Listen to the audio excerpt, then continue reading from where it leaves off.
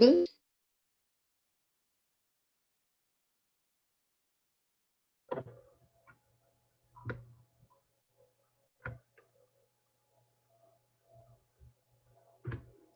Yes, good evening, everyone. My name is Ruchita. I'm going to be the moderator for this session today. We have a special guest with us.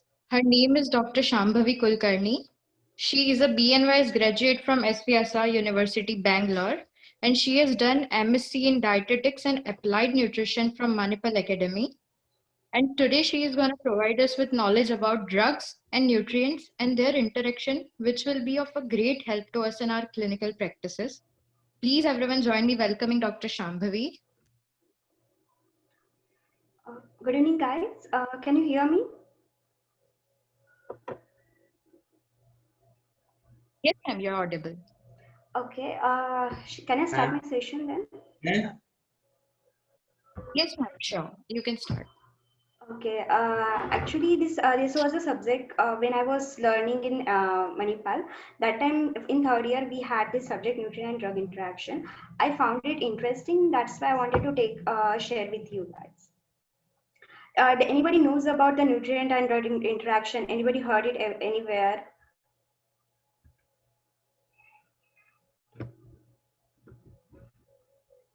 Hello.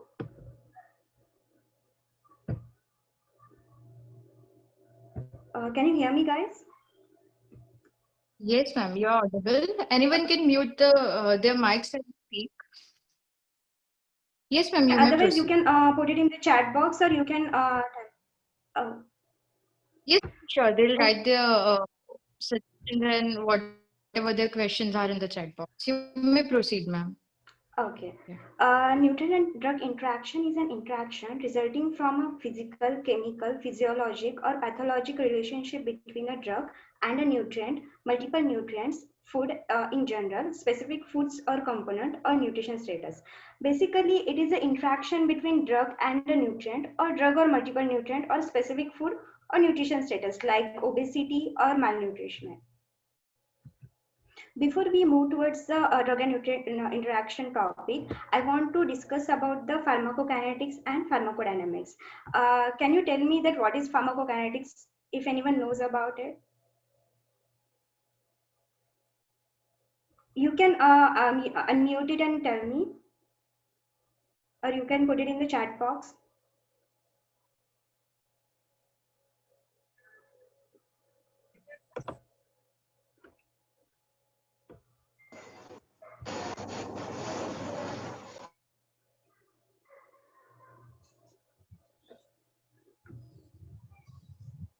Anyone? Anybody knows pharmacokinetics?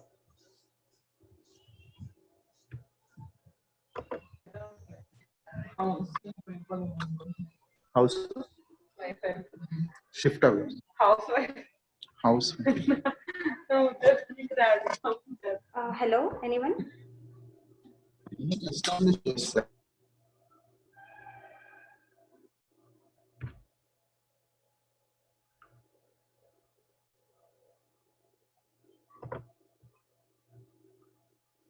Uh, can anyone hear me?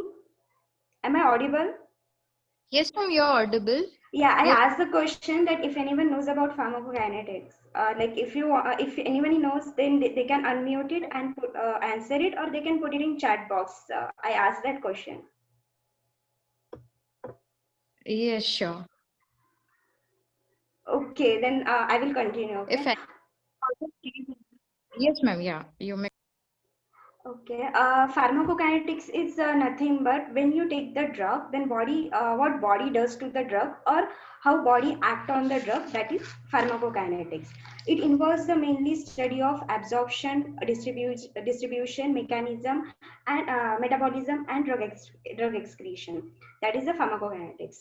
In pharmacodynamics is opposite of the pharmacokinetics. Pharmacodynamics means what drug does to the body. When you take the drug, after taking the drug, what a drug does to the body, that is pharmacodynamic. And pharmacokinetic is when after taking the drug, what body does to the drugs, that is pharmacokinetics.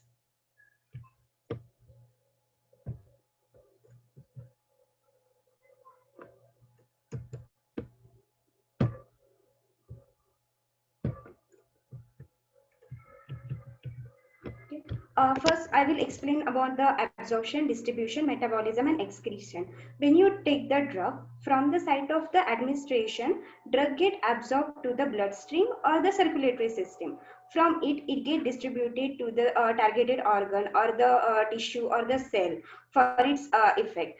And after get distribution, drug get metabolized primarily in the liver or the kidney. Okay, and for metabolism you need the enzymes. That primary enzyme is the cytochrome protein enzyme. These cytochrome protein enzymes which facilitate the drug metabolism. So these enzymes are the it's a very important when you study about the drug and nutrient interaction. Okay, and after metabolism there will be the excretion. So drug are eliminated from the body as an unchanged drug or the metabolite from or the metabolite. First, we will learn about the effect of the drug on the effect of the food on the drug absorption. There will be the effect on the depending on the administered meal volume and caloric load or density and micronutrient, and will effect on the gastrointestinal pH. What happened in the what happened on the administered meal volume? Like when you take the food, like whether after taking food, this drug absorption will be, it will increase or it will decrease. It depends on the food. Okay, like for example we will take the protein pump inhibitor. What happened, like protein pump inhibitors example is Rantac. Rantac is a very common drug. We will give it for the acidity.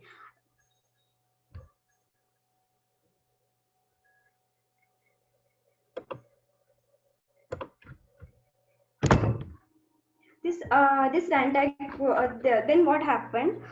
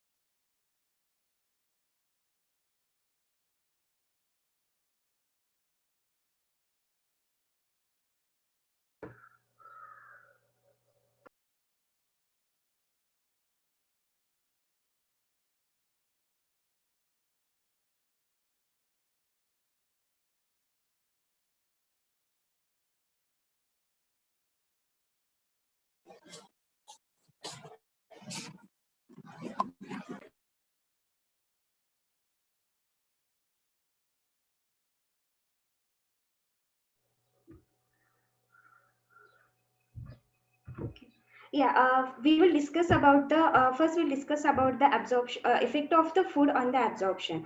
Like what happens, whether food will increase the absorption or whether it will the decrease the absorption. Depending on the meal, we will prescribe that prescribe the drug to the patient. For example, we will take the Rantac. It is very common. It is very common drug. When we give it to the patient, like for which condition we will give it? We will give it for the acidity. This drug, when we will take it, we will take it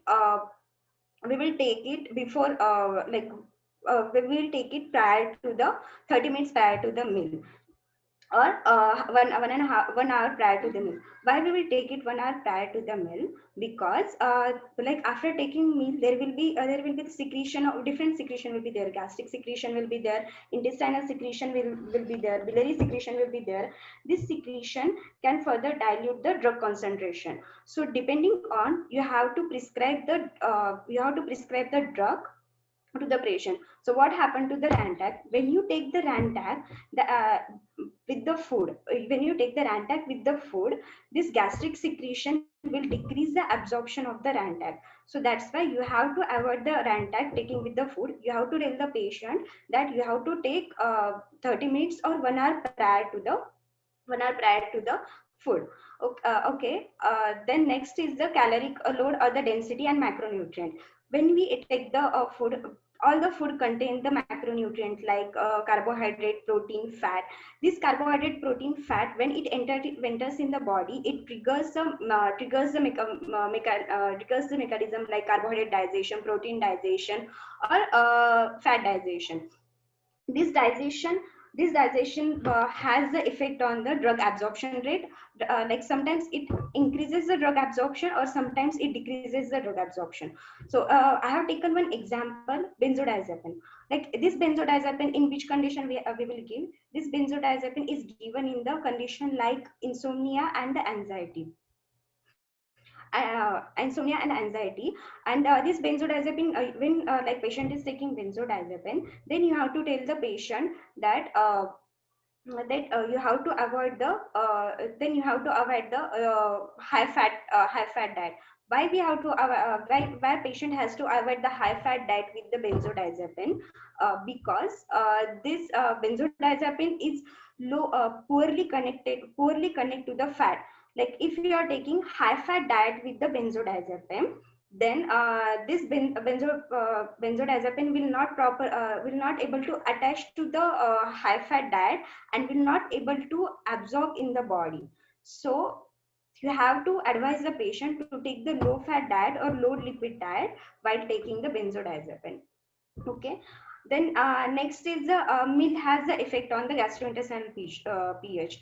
Gastrointestinal pH is always acidic. When you will take the food, then this gastrointestinal pH will increase. So some drugs will absorb in the high gastrointestinal pH, but some are not able to absorb in the high gastrointestinal pH. So depending on that also, you have to advise the patient the drug. So I have given some example.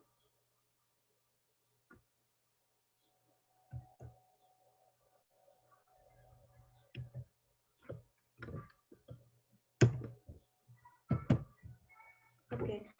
I have given some example like presence of food and nutrient in intestinal tract may affect on the absorption of drug. For example, the anti-osteoporosis drug. This anti-osteoporosis drug is Fosamax and Actonol. These drugs you have to this anti like it helps to prevent the prevent from the osteoporosis.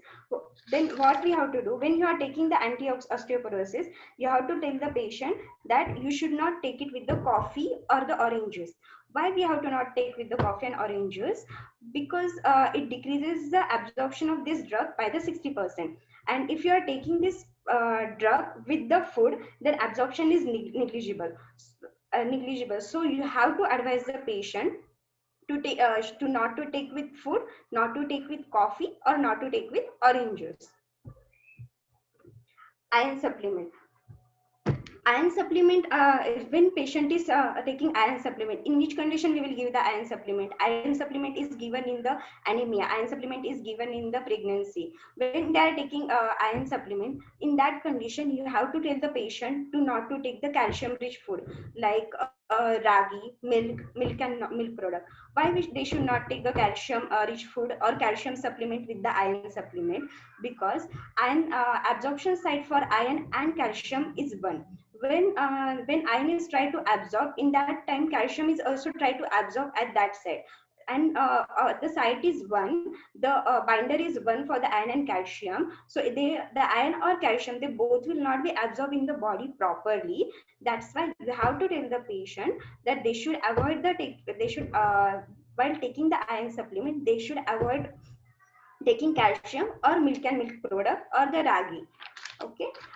Next is antibiotic. Antibiotic like the ciprofloxacin. Ciprofloxacin is it's given for the infection.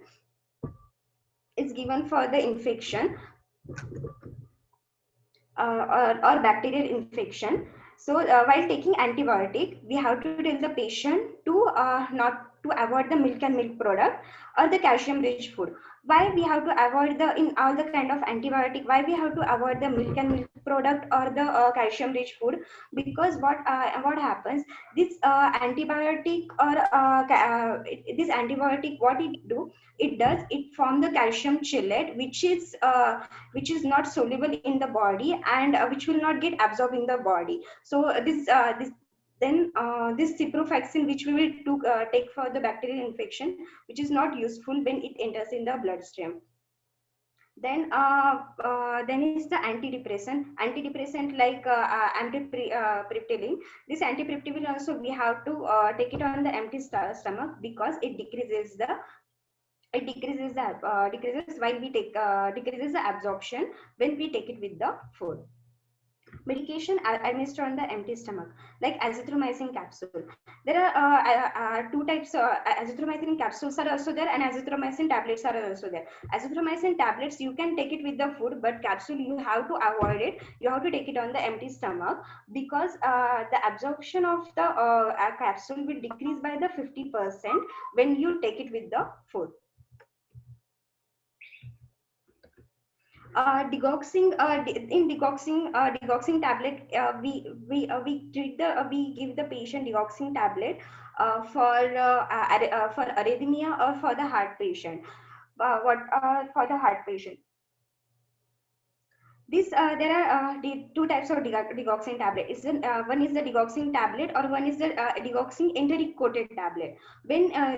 When you are taking digoxin enteric coated tablet, you have to tell the patient to take it on the empty stomach. Why you have to take it? Tell the patient to take it on the empty stomach, because the food decreases its absorption. Why? Because this decoxing, it enters in the stomach, then all the enteric coated tablet, this first enter in the stomach. From stomach it passes to the small intestine, and from small intestine it get absorbed in the body. But when you take it with the food, then the absorption rate will reduce. So all the decoxing enteric coated, you have to take it in the empty stomach.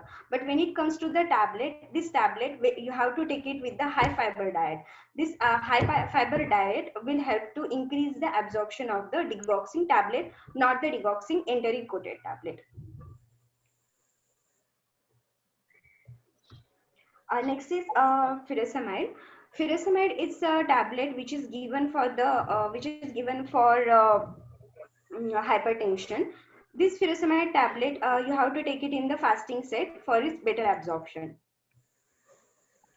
Glipizide is belong to the sulfonylurea. It lowers the blood sugar level by causing the stimulation of pancreas and production of insulin. For the better absorption, you have to tell the patient to take it for 30 minutes prior to the meal. Omeprazole, I have told earlier also that omeprazole, its absorption is better when you take it 30 minutes or 1 hour before the meal, because of its the gastric secretion reduces its absorption.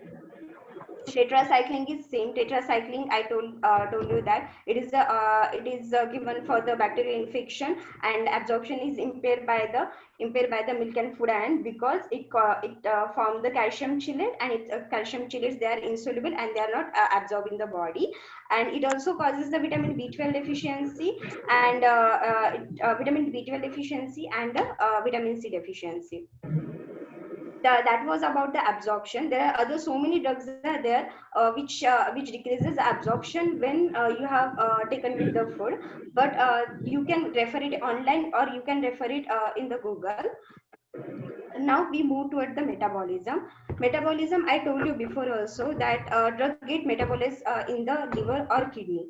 This for metabolism, cytochrome P enzymes are the main enzyme which facilitate the drug metabolism, and nutrient has effect on the cytochrome P enzyme. This nutrient, either it will increase the activity of cytochrome P enzyme, or it will decrease the activity of cytochrome P enzyme.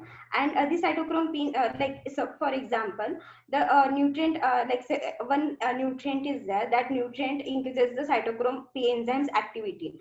So that cytochrome P enzyme's activity get increase, and because of that, specific drugs get metabolized properly. But specific other nutrient is there. If that nutrient decreases the activity of cytochrome P enzyme, then the cytochrome P enzyme will not the metabolize drug properly. I will give you the example in further slides. This is the example of the cytochrome P enzyme. there are total 57 cytochrome P enzymes in our body. So one is the cytochrome P2E1.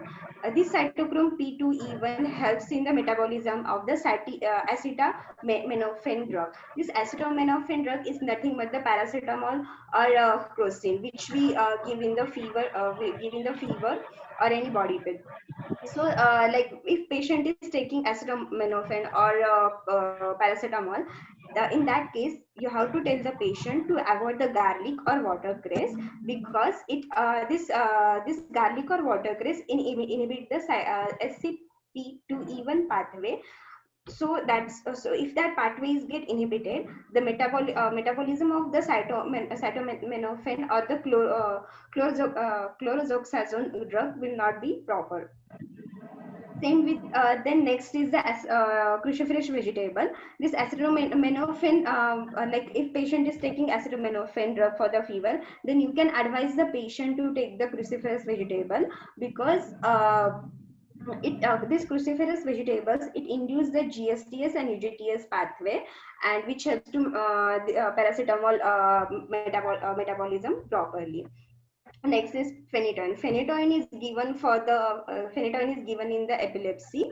If patient is taking phenytoin for the epilepsy condition, then you have to ask the patient to take the black pepper in their diet, because this black pepper, it inhibit the UGTS P-glycoprotein or CYP3A4 pathway. Then next is rifampicin. This rifampicin is given for the tuberculosis. If patient is taking rifampicin, then you have to advise to not to take black pepper. If patient is taking propranolol, this propranolol is given for the hypertension, then you have to ask not to take black pepper, because it inhibits the UGTS P-glycoprotein and CYP3A4 pathway. Next is digoxin. Digoxin is same drug I told you before. This digoxin for the absorption. This digoxin is which is given for the arrhythmic cases. By taking the digoxin, you have to tell the patient not to take ginger, because it inhibits the GSTH P-glycoprotein and CYP3A4 pathway. There is one research paper which suggested that this midazolam drug is given before surgery for the anesthesia, and this research papers suggested that if midazolam is given for the ginger, then it causes the induction of the GSTS P-glycoprotein and CYP3A4 pathway, and there will be the proper metabolism of the midazolam. Next is the digoxin. If patient is taking digoxin, then you can advise him to take vitamin D, and good source of vitamin D is sunbath. So you have to ask them to take sunbath if that patient is on the vitamin D. So why? Because it causes the induction of the P-glycoprotein and CYP3A4 pathway. Next, I want to explain about the warfarin and the vitamin K. Warfarin is what? In which condition warfarin is given? Can anyone tell me?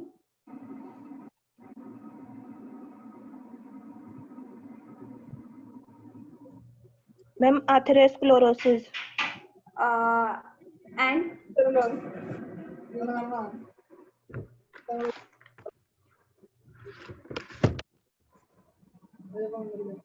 Yeah, it's correct. Warfarin is given for atherosclerosis, and it is given for stroke, or it is given for deep vein thrombosis. What is the function? What exactly warfarin does? Warfarin it thinners the blood, and that helps to prevent the clot from forming in the blood. And what is the function of vitamin K?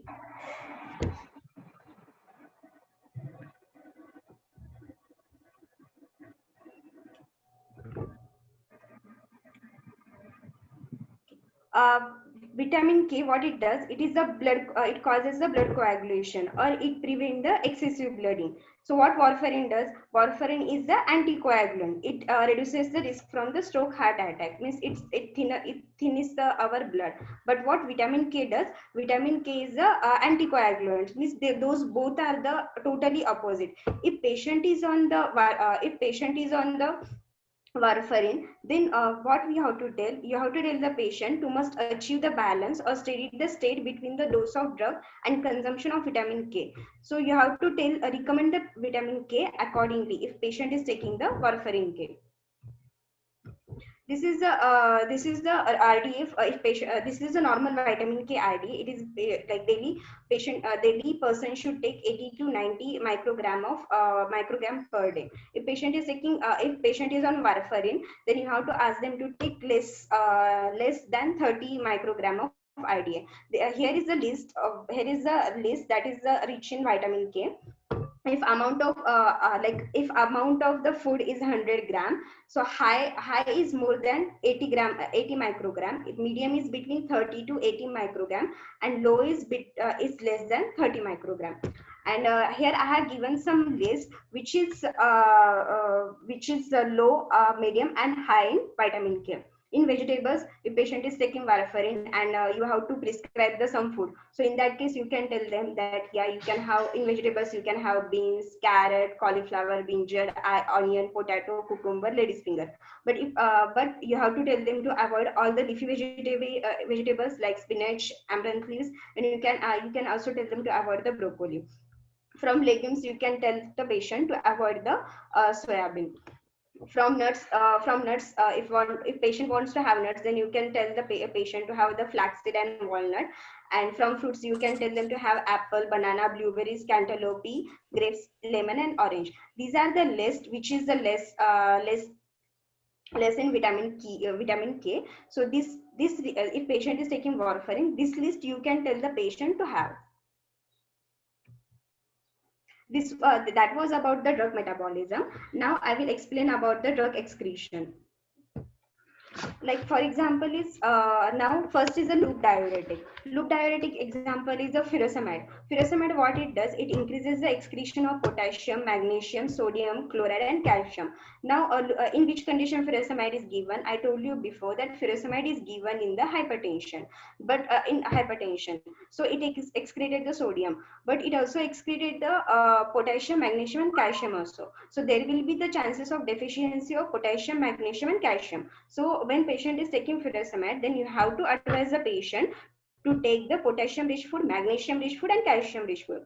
And potassium and magnesium, it also helps to relax the smooth muscle. Smooth muscles are where it present in artery and vein, so which it also then indirectly it also helps in the hypertension.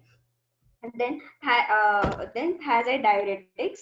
This thiazide diuretics increases the excretion of potassium and magnesium, but reduces the excretion of calcium. So this thiazide mainly what does, it reduces the excretion of calcium. So if patient is taking more calcium intake, if he is taking more ragi or more milk and milk product, and he is taking thiazide diuretic also, and this thiazide not getting diuretic, it's not letting calcium excrete also. So this calcium will get accumulate in the body, and there will be more intake of the calcium also. So what will happen, it will cause the hypercalcemia to that patient. So when patient is taking thiazide diuretic, you have to tell the patient to reduce the intake of the calcium intake food. Then next is the potassium sparing diuretics. This potassium sparing diuretics, it increases the excretion of sodium, chloride and calcium. So in that case, it excretes the calcium also. So in that case, you have to advise the patient calcium rich food to avoid the calcium deficiency.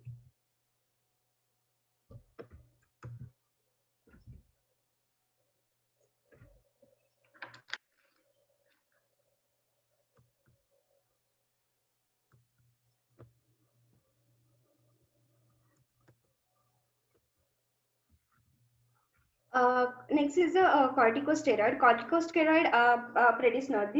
This drug is given for the multiple sclerosis or the SLE. This drug will decreases the sodium excretion, and it increases the excretion of potassium and calcium. It decreases mainly it decreases the sodium excretion. So there will be the accumulation of sodium in your body, and this sodium, what it will do, it will increase increases the water retention in your body and cause the edema. So while taking this drug, you have to advise the patient to not to take to reduce the salt intake or sodium intake in your body, and advise to increase the potassium and calcium rich food in your to prevent the deficiency of these two. These pheno, phenothiazine antipsychotic drugs, it increases the excretion of the riboflavin. So you have to give them riboflavin rich food, that is vitamin B2 rich food. Those are wheat, almond or beef liver. Those are rich in vitamin B2, because there will be the chances of the deficiency of the riboflavin. This cisplatin causes the nephrotoxicity. This cisplatin is the drug for the chemotherapy, and it causes the hypocalcemia, hypokalemia, and hypophosphatemia. So there will be the deficiency of calcium and phosphatase. So you have to give the diet according. You have to give the calcium rich diet and the phosphatase rich diet and magnesium rich diet to that patient. That was about the excretion. Now moving toward the food nutrient action on the alcohol. If patient is taking alcohol with the drug, then you have to tell the patient to not avoid the alcohol while taking drug, because in combination with some drugs will with the alcohol will produce additive toxicity. For example, if patient is taking CNS suppressant drug, this CNS suppressant drug, what it does, it may produce the excessive drowsiness and incoordination. If patient is taking NSAIDs, then what happened, it is act as a gastric irritant and increases the chance of GI bleed. Then if patient is taking then you have to tell they should not to be combined with other hepatotoxic drugs such as acetaminophen, amiodarone, and methotrexate, because it causes a nausea and headache. And if patient is then if they, with insulin and diabetic med, patient should not take the alcohol, because it inhibits the gluconeogenesis when consumed in fasting state, and causes the prolonged episode of the hypoglycemia. Some drugs I have given which causes the deficiency of particular nutrient. For example, acid suppressing drugs. This acid suppressing drug, for example, is proton pump inhibitor. This proton pump inhibitor, what it does, it decreases the vitamin B12 in your body, vitamin C, iron, calcium, zinc, and beta carotene. Then NSAID, such example aspirin. When patient is taking aspirin, it decreases the absorption of vitamin C and iron. Then if patient is taking antihypertensive, this antihypertensive will decreases the calcium, it increases the magnesium, it decreases the thiamine, it decreases the zinc, potassium, folate, zinc, like potassium, iron, and it increases the potassium in your body. That was the guys. If anyone has any question, they can ask.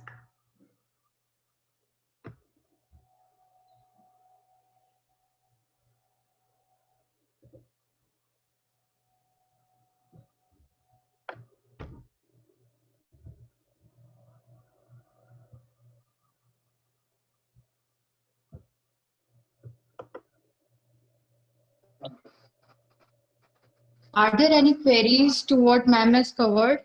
Please unmute your mics and speak, or just write in the chat box if you have any queries.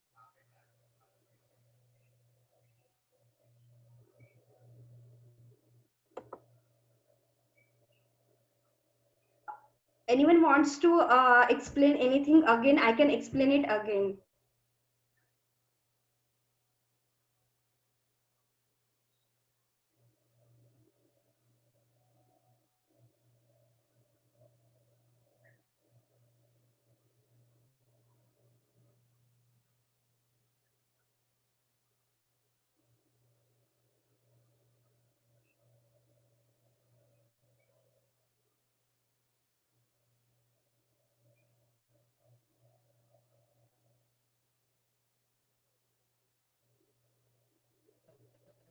Ma'am, we'll just wait for 2 minutes if anyone has any queries. Okay, no problem.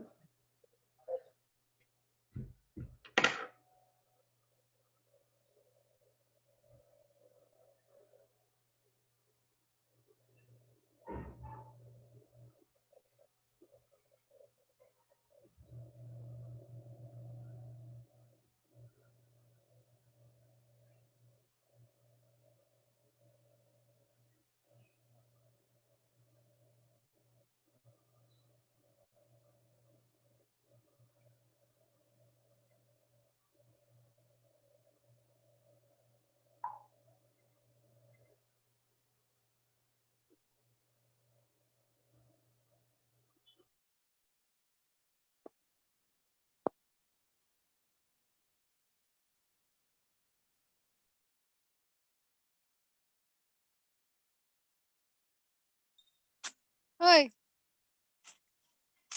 स्वीकृति खत्म हो गया उनका almost.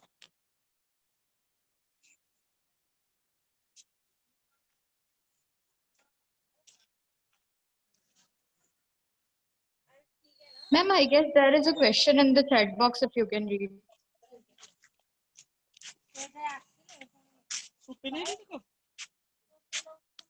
नहीं सुपिना कौन सा वाला रश्मि रश्मि इनको सूप होगा तो हम कुछ चाय पीने जा रहे हैं.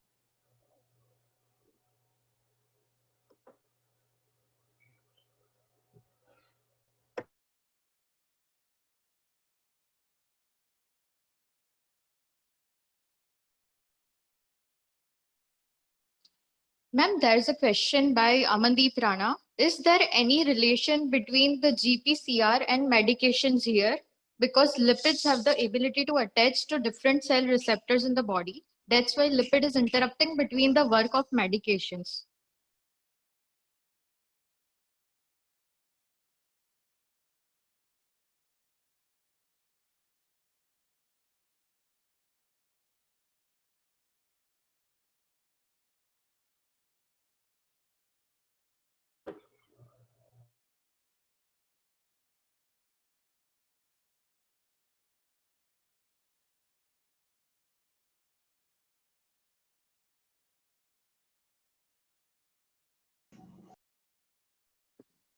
Shambhavi ma'am, am I audible to you?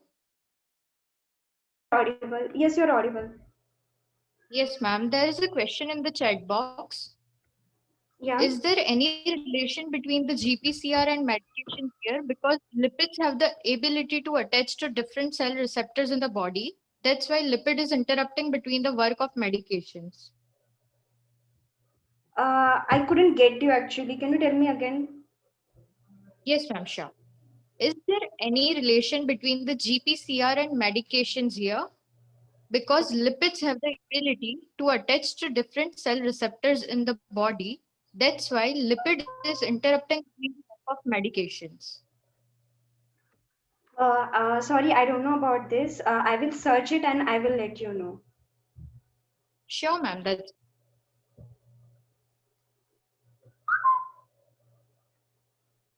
Are there any other queries? They can just unmute their mics and speak or just write in the chat box. We'll just wait for a minute, ma'am. Yeah, no problem.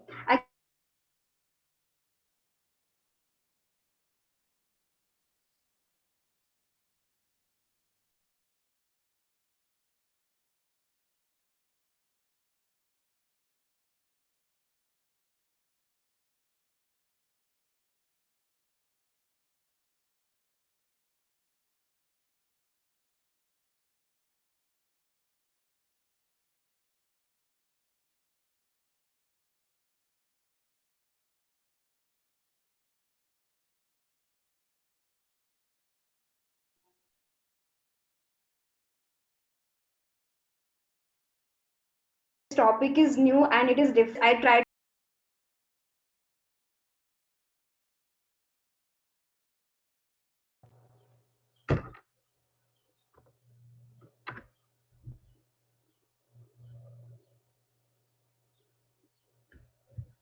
One of our students is asking for the slides, ma'am. If you can share the slides with us. Yeah, no problem. I will share.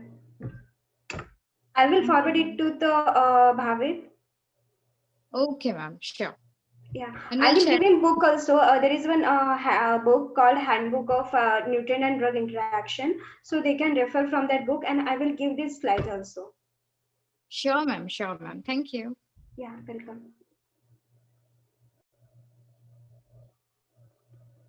So I guess there are no queries. It sounds like we have covered everything we needed to. So I'll let you go, ma'am. And thank you so much for such a productive session.